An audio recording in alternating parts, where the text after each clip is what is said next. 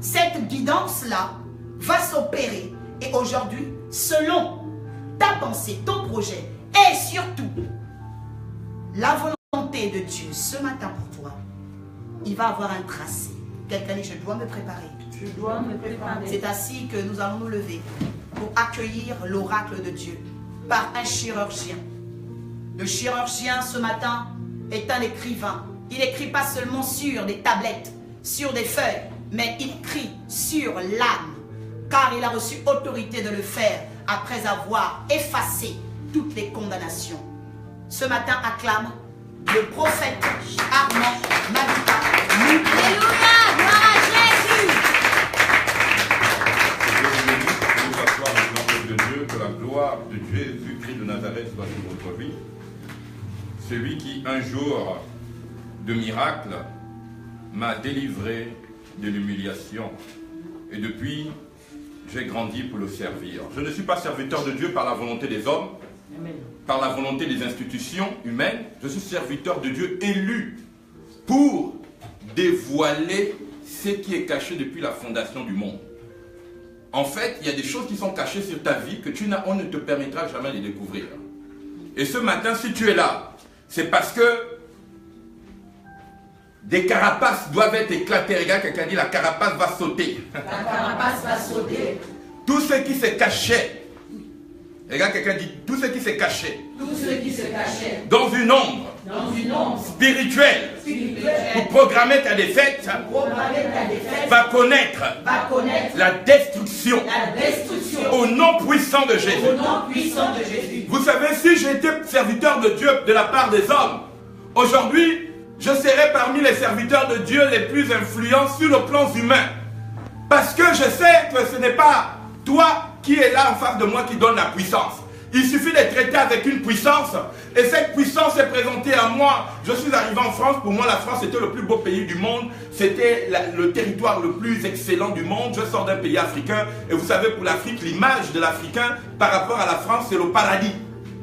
Ça, il faut que nous soyons. Et puis, en étant africain, l'Afrique n'existe pas. Elle existe de manière utopique dans notre esprit. Mais l'Afrique n'existe pas. Quand vous regardez l'Afrique et nos pays africains, que ce soit par les armoiries, que ce soit par nos drapeaux, tout ça, ce ne sont pas nos pères, ce ne sont pas nos religions, ce n'est pas la tribu qui a donné ces armoiries-là. Donc les armoiries ont une origine, les emblèmes ont une origine et tout simplement, nous n'existons que sur le viseur de celui qui nous a programmés. C'est ce qu'on appelle la programmation mentale. Mais en réalité, on accepte cela. Pourquoi? Parce que on vit sous la carapace de quelque chose. Et c'est pour cette raison que connaître Dieu, c'est d'abord sortir des influences qui t'empêchent de voir la dimension spirituelle. Amen. Amen. Et c'est pourquoi, vous savez, quand vous êtes un serviteur de Dieu, un vrai, je ne parle pas d'un manager, c'est-à-dire que ce qu'on appelle, ceux qui ont fait le marketing, ce que nous appelons le marketing des réseaux. Le marketing des réseaux, c'est un système par lequel chaque individu devrait trouver sa place dans ce qu'on appelle la corporation des intelligences pour permettre à ce que le réseau, qui n'est qu'un système, ce qu'on appelle des visirs. Hein. Donc voilà, toi tu es venu, tu viens t'établir en dessous d'autres personnes. C'était le système pyramidal du monde. Mais aujourd'hui, Dieu t'a créé esprit. Est-ce que tu comprends ce que ça veut dire esprit? La Bible dit que ceux qui sont nés de l'esprit sont comme le vent.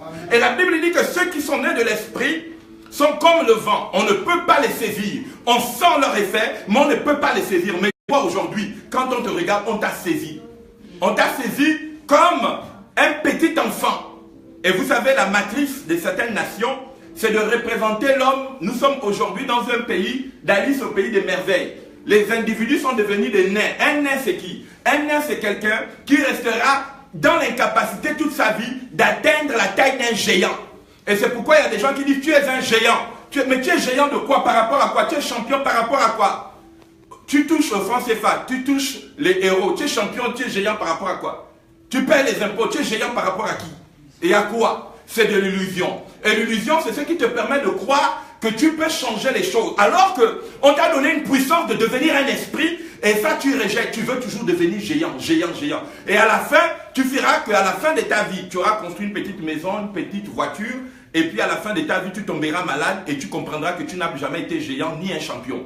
Pourquoi? Parce que tu as refusé refuser. Le vrai mystère de Dieu, c'est que tu sois un esprit. Regarde quelqu'un, dit tu es un esprit. Tu es un esprit Insaisissable. insaisissable. Je veux dire à une personne ce matin quelque chose qui va changer sa façon de voir le monde spirituel. Vous savez, beaucoup de personnes, on les a enseignés à pouvoir, comment on appellerait ça, accumuler l'ego. Quand on presse que tu es un champion, que tu es un roi, que ceci, on accumule l'ego dans ton cœur. Et en accumulant cet ego, ça booste en fait tes énergies sataniques. L'énergie Satan veut dire quoi? Satan veut dire celui qui a le pouvoir de t'amener à l'illusion de croire que tu peux être comme les géants. Mais les géants, eux, ils ne sont pas une race humaine. Ils sont une race qui sont descendus sur la terre, qui ont violé les femmes humaines, qui ont fait une race des reptiles. Et cette race des reptiles, la Bible dit qu'il fut fameux dans l'Antiquité.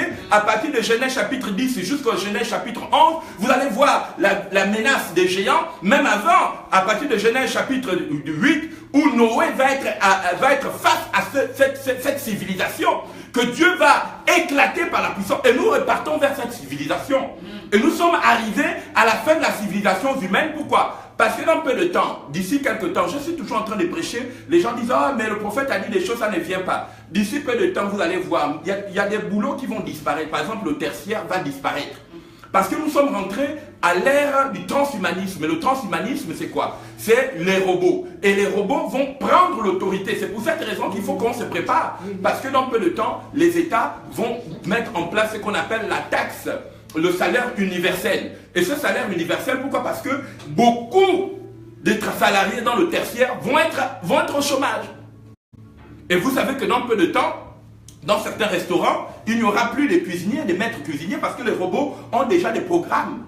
Est-ce que vous le savez? Mais vous ne le savez pas. Pourquoi? Parce qu'on vous fait croire que vous avez toujours un ego excessif, on vous booste votre ego. Mais sachez une chose, c'est que vous êtes venus sur la terre pourquoi?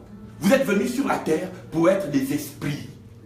C'est pourquoi Jésus, quand il est venu, il a dit, l'un dormira, l'un sera pris et l'autre sera laissé. Mais qui sera laissé? C'est celui qui aura l'ego de vouloir croire qu'il est le champion de la terre. La terre, c'est un endroit où il y a deux hommes qui gouvernent. Ceux qui tuent par le sang, par l'épée et par le feu.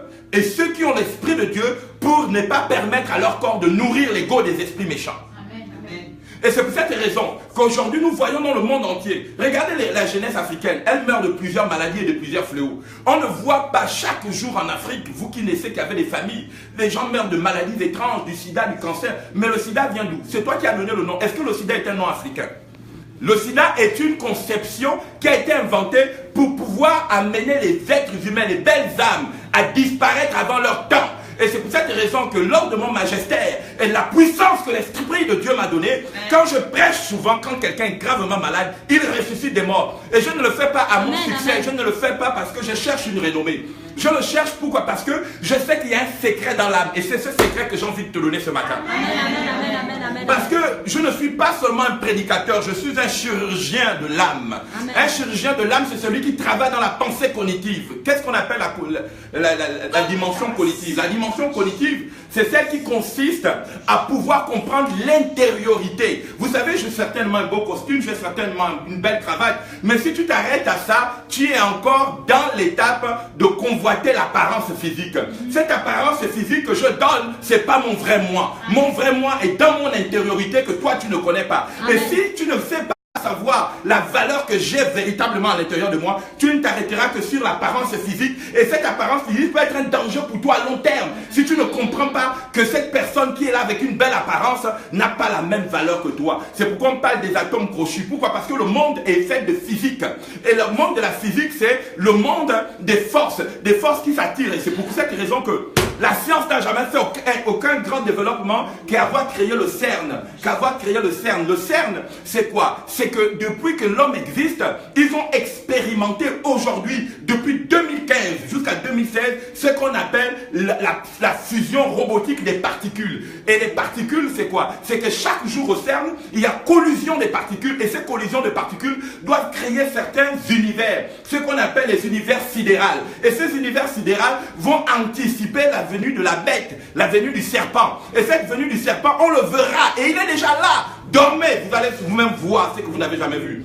Et vous-même, vous allez remarquer que dans peu de temps, parce que nous sommes aujourd'hui le 3 septembre, et nous sommes dans un calendrier. Écoute, le calendrier n'a pas été fait pour toi. Le calendrier que tu exécutes aujourd'hui, les gens ont tué des milliers de personnes. Vous savez que, bien évidemment, nous devions beaucoup prier pour la France.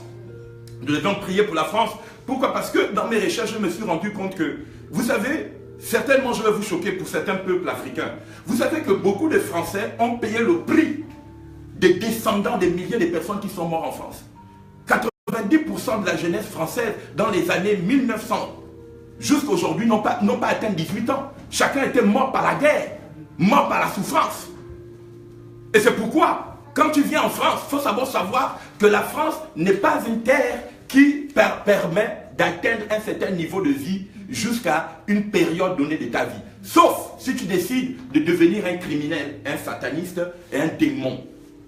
Je vais vous choquer. Pourquoi? Parce que nous sommes à la période où, si on ne choque pas les gens, vous allez toujours penser que c'est par la danse. Jésus est bon, dansons 3 heures de temps. Alléluia, nous allons attirer la gloire. Vous avez vu que Jean-Baptiste a attiré la gloire dans la louange. Montrez-moi un seul moment où Jésus prêchait et c'était au cours d'une belle louange et d'une belle adoration que le Saint-Esprit est venu. Non, Jésus était en train de prêcher la vérité. Les cœurs étaient vivement touchés et chacun prenait la responsabilité d'aller là où d'autres personnes ne veulent pas vous amener pour comprendre les vérités qui sont cachées. Et si tu es d'accord avec moi, dis amen pour toi, pas pour moi. Ou tu dis seulement en vérité. Si tu ne veux pas dire amen, tu dis en vérité. Et c'est ce que Jésus disait parce que les apôtres, je ne les ai jamais vus dire amen. Est-ce qu'on peut acclamer très fort le nom du Seigneur? Donc la chirurgie que nous sommes en train de faire, nous devions prier pour la France. Nous devions prier parce que ce qui se passe en France est exceptionnel dans le monde entier. Est-ce que vous comprenez? Et pour nous qui sommes en France, moi je vous parle du monde et de l'esprit. Je ne vous parle pas du monde naturel. Parce que ce qui m'a été enseigné et ce que j'enseigne aujourd'hui, ça ne m'a pas été enseigné de la part d'une doctrine, d'une théologie. Je respecte les théologiens, j'ai un respect pour des gens qui ont fait de la science, mais je sais qu'aucun théologien n'a sauvé le monde. Il ne peut même pas se sauver par ses études de théologie. Et aucun philosophe ne peut se sauver. Lui-même, il meurt pauvre. Aucun artiste par son art, même lui-même Picasso, avant qu'il ne meure, il était pauvre. Donc son art ne l'a même pas guéri. C'est d'autres personnes qui ont bénéficié de son art. Avec tout le respect que j'ai pour les gens, tout ce que je veux dire ce matin, c'est que tu as une belle âme. Est-ce que tu peux acclamer le Seigneur pour ton âme? Et il faut que tu décèles aujourd'hui pourquoi à chaque moment de ta vie, il y a des gens qui sont sortis avec des milliers de personnes et qui n'ont jamais attrapé des maladies. Pourquoi tu as attrapé une maladie? Parce que ton âme est une âme humaine et les forces du mal ont besoin que tu souffres toute ta vie. Parce que chaque fois que tu souffres, chaque fois que tu regrettes, chaque fois que tu es dans la